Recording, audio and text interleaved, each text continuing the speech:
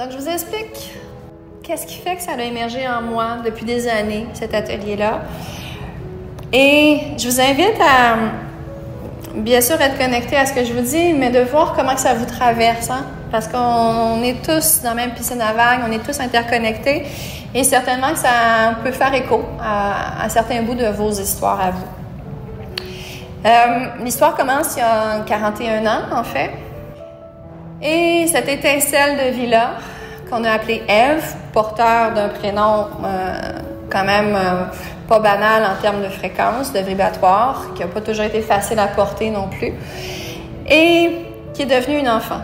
Une enfant qui avait une capacité à voir, à connecter, qui semblait pas habituelle, qui semblait pas trouver écho dans sa famille, qui semblait pas trouver d'espace pour partager ça. Donc, une enfant qui a appris rapidement à s'enfermer, à dire, ben, je serai pas acceptée si je partage qu'est-ce qui m'habite, parce que j'ai l'air bizarre, j'ai l'air différente, fait que je sais pas quoi faire avec ça, puis, ben, je suis traversée par beaucoup de choses. Et ce beaucoup de choses-là était très chargé. Un milieu très chargé, tant au niveau mental, au niveau émotionnel, au niveau énergétique en général. Donc, la petite cocotte que j'étais, rapidement, à l'âge de 7 ans, mon plus vieux souvenir, j'étais couchée dans mon lit, dans la position de l'oncle de ma mère que j'avais vu dans son cercueil, puis j'arrêtais de respirer, parce que j'avais compris qu'un corps mort, il arrête de respirer. Donc, j'arrêtais de respirer en disant, ben, j'en veux pas de cette vie-là. C'est quoi ça? C'est insoutenable, c'est invivable. C'est comme, il y avait tellement de charges qui me traversaient, puis cette grande solitude-là, que je me disais, ben, c'est impossible, tu sais. Donc, la petite cocotte a cheminé, puis elle était très interpellée par l'énergie des autres. Donc, elle sortait quand même de son espace pour rencontrer les autres. Et chemin faisant, début vingtaine, j'ai étudié pour devenir infirmière. C'est un univers qui me fascinait, puis j'étais plus intéressée par la psychologie, mais j'avais trop peur des émotions qui m'habitaient. Et je me suis dit, bon, je vais accompagner comme infirmière, tu sais, c'est plus corps physique, ça va être plus facile. Plus facile, ouais. Fait que là, je me suis retrouvée dans des hôpitaux avec des gens vulnérables, à être happée par des courants énergétiques vraiment denses dans des institutions pas toujours fluide. Alors, je sortais de l'hôpital et je respirais. Tu sais, corporellement, là, je sentais que je passais la journée à retenir mon souffle. J'étais comme une cage corporelle qui était là.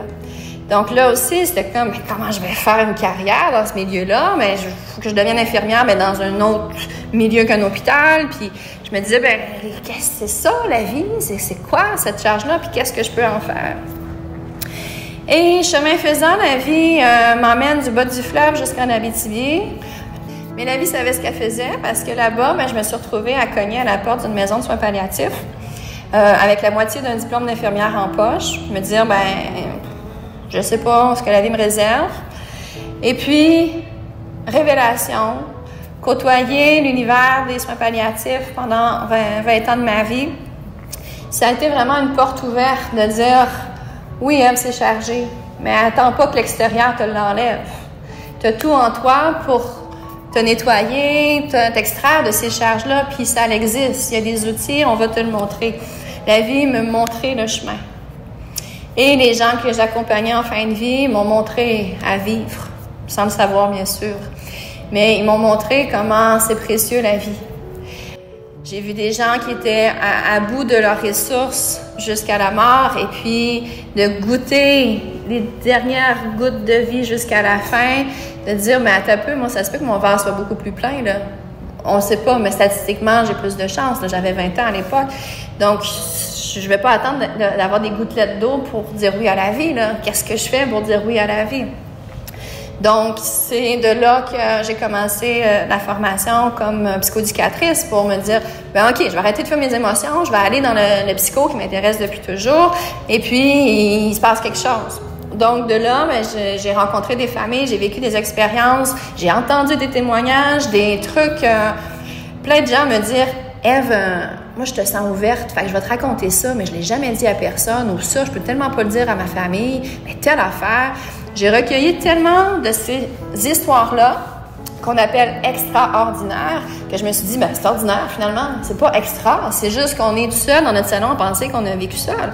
Mais un peu plus, puis j'écrivais mon 3e livre à ce sujet-là, tellement que je racontais ces histoires-là, puis je me disais, mais il faut que les gens comprennent qu'ils sont pas fous, que c'est pas dans leur tête, que c'est pas imaginaire, qu'il se passe de quoi, là. Donc, de fil en aiguille, est apparu sur ma vie des gens dans la spiritualité, dans l'énergie, de différentes écoles, notamment l'école des constellations qui est apparue il y a peut-être plus de 15 ans dans ma vie. Et là, j'ai senti dans mon corps, c'est comme, OK, il se passe de quoi? Et chemin faisant, la vie a aussi mis des groupes d'amis, des groupes de rencontres, des cercles de rencontres qu'on appelait chaleureusement les cercles de sorcières. Et je me suis mis à découvrir tout un univers. Donc là, on était ensemble à raconter nos charges énergétiques qui nous traversaient, puis d'accueillir des gens qui avaient des besoins. Donc, je me suis mis à recevoir cette forme-là d'énergie. Il y a eu vraiment beaucoup de choses qui s'est passées. On a fait des nettoyages de maison, des gens qui vivaient des choses.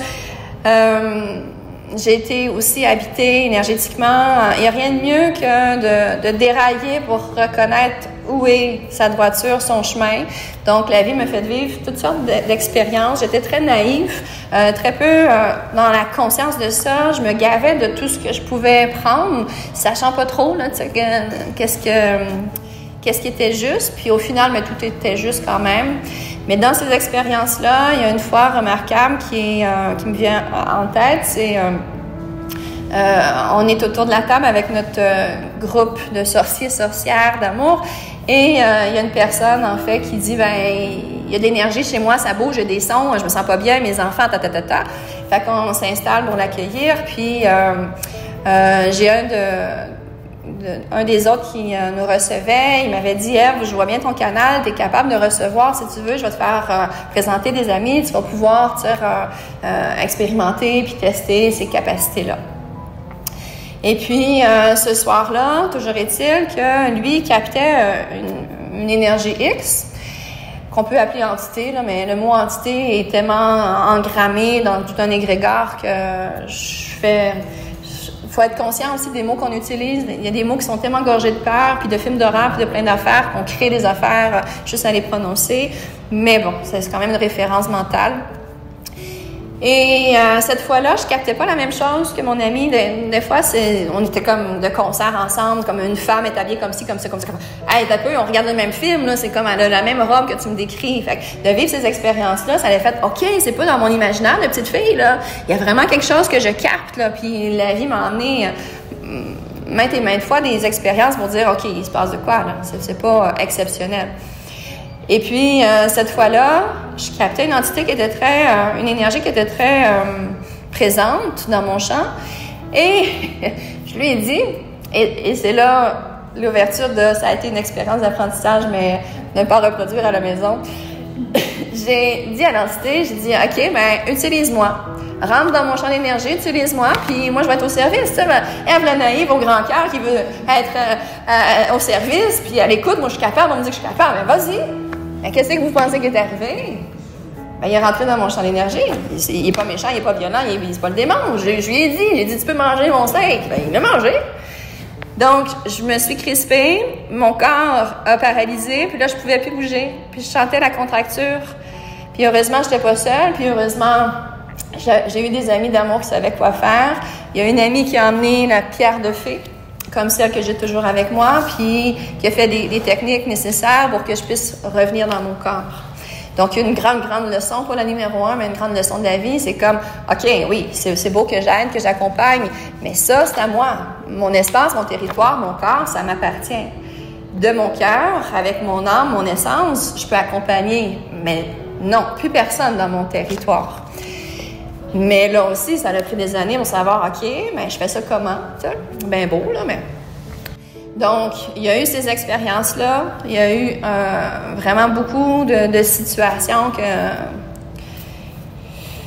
que je pourrais pas raconter en quelques minutes. Là, c'est très riche comme expérience. Puis pour moi, la spiritualité, c'était ça. C'était beaucoup l'encens, les rituels. On fait des choses que ça. Puis quand j'étais enfant, j'avais expérimenté le Ouija aussi. Aujourd'hui, c'est comme non, on joue pas avec ces énergies-là. Donc, je me suis mis à faire de la paralysie du sommeil aussi quand j'étais enfant. J'avais des hallucinations auditives. Il y avait vraiment quelque chose qui avait ouvert. Il y avait une brèche qui avait été là. Et aujourd'hui, tu sais, j'en parle parce que je reçois aussi des clients qui ont vécu ces choses-là, qui viennent vers moi. C'est comme, je sais pas quoi faire de ça. Puis des fois, ça fait longtemps que c'est ouvert. Alors, toujours est-il que je cherchais dans cet espace-là, puis il y a quelque chose en moi qui faisait comme oui, mais pas tout à fait, tu sais. Et c'est encore lourd, c'est encore chargé, c'est encore difficile. Donc, de fil en aiguille, je me suis mis à regarder plus au niveau de la physique quantique, au niveau de l'épigénétique, au niveau du corporel, qu'est-ce qui est possible de faire.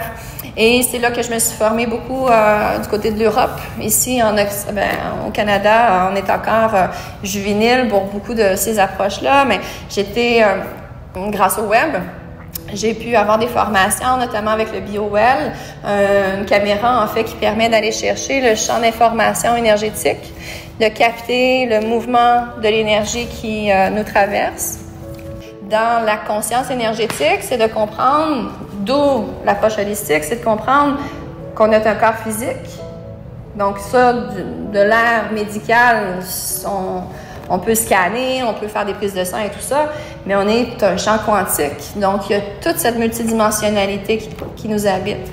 Et de là, je me suis formée aussi au Phoenix, donc un autre appareil de biorésonance qui permet de capter notre champ fréquentiel, parce que chaque organe, chaque tissu, chaque espace de notre être, en fait, au-delà de notre corps physique même, dans l'extracorporel, est porteur d'une fréquence X. Et puis, là aussi, j'ai fait des centaines de tests qui m'a permis de voir de manière tangible comment, OK, si tout ne part pas de moi, il y en a un gros bout qui part de moi, là. J'ai bien beau accuser Pierre, Jean-Jacques, puis ma famille, puis ma mère, puis ci, puis ça, puis mon ex, puis que... Mais à ta peu, là, ils sont plus dans le décor, puis j'étais encore comme ça. Mais c'est parce qu'on est des êtres créateurs. On recrée perpétuellement les mêmes scènes. Le cerveau, là, il est majoritairement dans le passé, dans le futur. C'est le corps qui est dans le présent. Donc, si je fais 150 fois la même scène, je le revis corporellement 150 fois. Donc, le Phoenix m'a permis de vraiment voir la biorésonance de ça, parce que dans une heure, je peux faire 10 mesures avec mon client, puis je vois, OK, là, on vient de parler de papa, le portrait est vraiment différent, la blessure, le champ énergétique. Donc, j'ai poursuivi ce chemin d'expérience-là avec le Mini Quantum, qui est un autre appareil que j'utilise avec mes clients, qui permet en une minute de prendre le champ fréquentiel de nos oligo-éléments, vitamines, minéraux, de tout ce qui circule dans notre corps en termes fréquentiels. Ce n'est pas un appareil médical, mais un appareil pour faire un diagnostic. Et de là, ces appareils-là m'ont ramené à mon corps. Et avec ce corps-là, j'ai pu vivre, expérimenter et faire expérimenter des constellations familiales qui m'ont permis de voir, OK, on peut avoir le même langage parce qu'on est connecté à quelque chose de plus grand. On est connecté à ce qu'on appelle le champ morphogénétique. Ce champ-là qui dépasse le corps physique. Qu'est-ce qui fait que je connaissais pas madame, mais que tout à coup, je prends la posture de sa mère, puis la même phrase que maman, puis telle affaire alignée. Pour ceux qui ont déjà vécu des constellations, c'est remarquable. C'est le champ d'information, puis on est tous dans la même piscine à vagues, on est tous influencés énergétiquement. Une autre chose que j'ai observée en constellation, c'est on a chacun notre champ d'énergie personnel, donc le corps physique avec toute notre sphère énergétique. Et quand on rencontre des gens, on partage nos champs énergétiques. Notre champ aurique, là, pour parler juste de lui, pour rester synthétisé, on a 1 à 3 mètres de champ aurique. Ça veut dire, tu sais, quand on rentre dans une pièce, puis on se sent pas bien, ou on se sent accueilli, ou celle-là, je sais pas, puis il se passe de quoi, sans qu'on ait compris. Puis j'ai souvent observé en constellation des gens dire « Je savais que je ferais sa mère, je savais du moment que je l'ai vu qu'il se passerait quelque chose. » Puis à la pause, des fois, c'est comme « Ève, je sais pas, j'ai mal au ventre tout à coup, puis il se passe de quoi, puis il se passe de quoi. » Puis moi, je sors de 15 minutes de rencontre avec ma cliente, c'est comme OK, c'est parce que ce que tu me dis là, me dis en moi-même, ce que tu me dis là, je viens de l'entendre de l'autre bord. Fait que, bon, moi, je suis persuadée qu'elle va vivre quelque chose en lien. Puis comme des faits, à 100% des cas, la vie m'a montré, ben oui, ça se présentait. Mais la personne n'est pas consciente, là. Elle nous entend pas, elle nous voit pas, elle fait sa pause, puis ça la traverse. Donc, pour moi, ça devient nécessaire, incontournable, de pratiquer une hygiène énergétique avant de dire, ben là, je comprends. Mon mental a mis le doigt sur ça, là, c'est mon père, puis t'as l'affaire. C'est comme, hey, on sait tellement pas ce qui se passe en piscine. C'est quoi les produits qu'ils ont mis? Il y en a qui a fait pipi, qu'est-ce qui se passe? C'est une même piscine à vagues, là. Oui, j'ai mon cocon de piscine, mais que je le veuille ou pas, on est interconnectés. Fait que c'est comme les quenouilles, les algues, il y a un bout que je peux faire pour nettoyer mon espace, mais il y a un autre bout qui me traverse de cette eau-là. Vous voyez un peu l'image? Donc, comment faire? Donc, pour moi, c'est devenu même une survie de veiller à préserver mon champ d'information, mon champ d'énergie, et d'y voir constamment.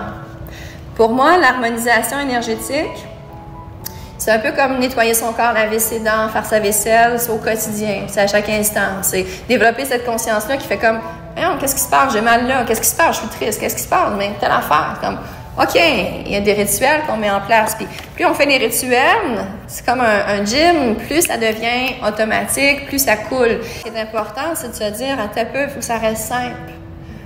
Parce que sinon, on le fera pas. La vie est déjà chargée, la vie est court à qu'est-ce que ça. Fait que, ça, les gens qui disent, j'ai pas le temps. Mais t'as-tu le temps de respirer? T'as-tu le temps de te laver? T'as-tu le temps d'être dans la voiture?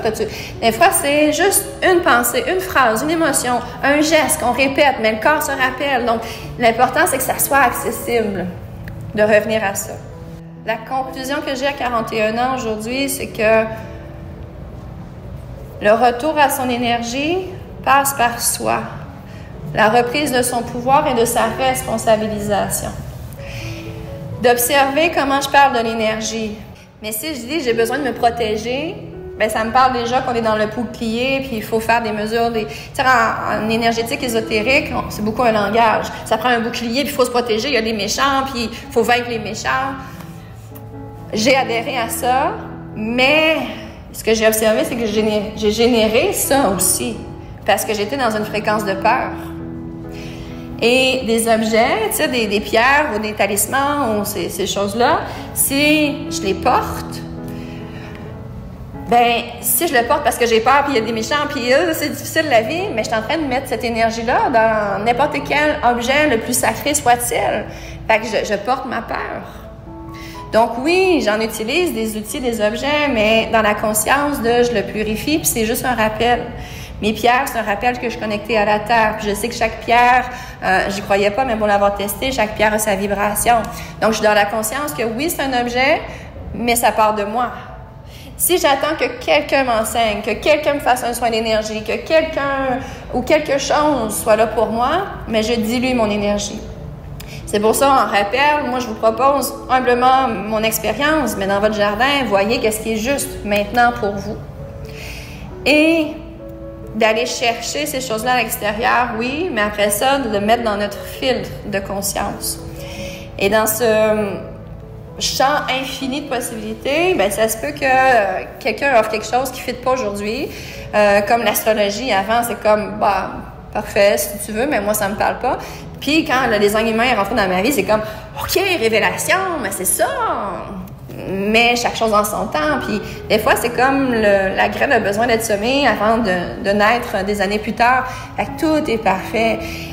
L'espace, entre autres, de constellation m'a montré qu'il y a quelque chose à quelque part là, qui dépasse le mental, mais qui sait où ce qu'il va. La nature, elle ne nous demande pas c'est où ce qu'elle doit aller. Elle n'a pas de GPS pour sa rivière. Là. Elle sait où ce que la rivière doit couler. Là. Donc, il y a cette foi-là qui a grandi en moi, de la petite Ève qui a arrêté de respirer, à Ève d'aujourd'hui qui fait comme, mais je vais embrasser Hitler, puis je vais embrasser les violeurs, puis je vais embrasser ceux qui ont enlevé la vie. Puis de cet espace-là, la vie a mis sur ma route aussi au moins 2 fois par mois des familles qui ont vécu le féminicide, le minicide, l'infanticide, des drames, des fusillades, ce qu'on entend dans les médias. De cet espace-là, cet espace d'amour, il n'y a plus de drame, il n'y a plus de bon, de mauvais, il n'y a plus de bourreau, il n'y a plus de victime, il n'y a plus de pauvre de moi. Ça existe, je vais t'écouter. Si victime intérieure a besoin d'être entendue, mais si tu veux du changement, on va y faire sa juste place, puis on va voir qu'est-ce que tu es d'autre que cette victime qui a vécu X à faire. Et de ce vol d'oiseau-là, ben, tout devient expérience, même les plus grands drames de ce monde. Et dans ce grand retour à soi,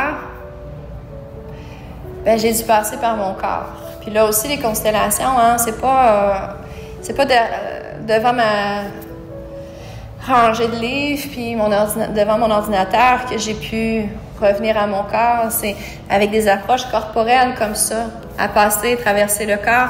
Puis j'ai observé des centaines de personnes bouger leur corps comme ça, passer d'un état figé à s'expandre dans une heure de constellation, pleurer, décristalliser. Des fois, on ne comprend pas, mais le corps, puis il y a beaucoup d'approches qui nous l'enseignent, le corps porte des mémoires, qu'on appelle ça ADN, qu'on appelle ça transgénérationnel, qu'on appelle ça le psoas, qu'on appelle ça les fascias, qu'on appelle ça les cuirasses, qu'on appelle ça les charges musculaires, qu'on appelle ça maladie.